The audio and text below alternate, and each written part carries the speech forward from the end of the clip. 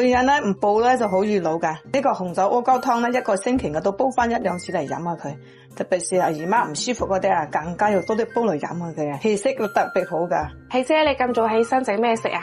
煮個早餐，阿膠紅棗杞子雞蛋，你想唔想食啊？煮埋你份啦。想喎，啱例如 M 我都想補下佢啊。咁就啱晒啦。材料咧就有紅棗啦，用咗8粒紅棗，杞子啲提氣嘅北芪。2個雞蛋，阿膠咧我平時咧就用福牌或者東阿啊，呢啲好方便嘅，一次一人1粒就得啦，一粒係6克嘅，好方便啊，2個人食就可以用2粒。做法咧就好簡單嘅，今日有個瓦煲就得啦，放啲北芪啊紅棗先，放杞子咧就唔使咁快放，2個人食咧就可以加2碗水就得啦。咁佢阿膠咧就一齊放埋落嚟。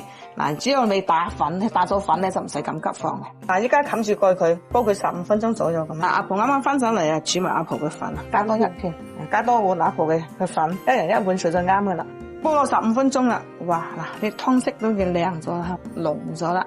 攞個殼碌下佢咧，冇得黐殼咧就證明溶晒嗰啲阿膠啦。依家咧可以加啲杞子落嚟。雞蛋咧我中意一個一個咁放嘅，如果驚咗壞啦又方便。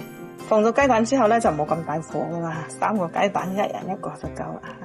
慢慢浸熟佢，唔好咁大火啊，咁大火鋪出嚟嘅。食得糖咧，好搞少少紅糖落嚟，食得就唔使加到甜甜地嘅，有紅棗。哇，呢個實做餐靚唔靚？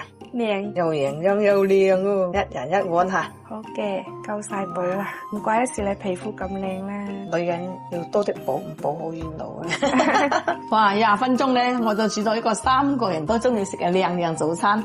一個星期咧，我都煲翻1-2次嚟食嘅，好唔好食啊？好好食。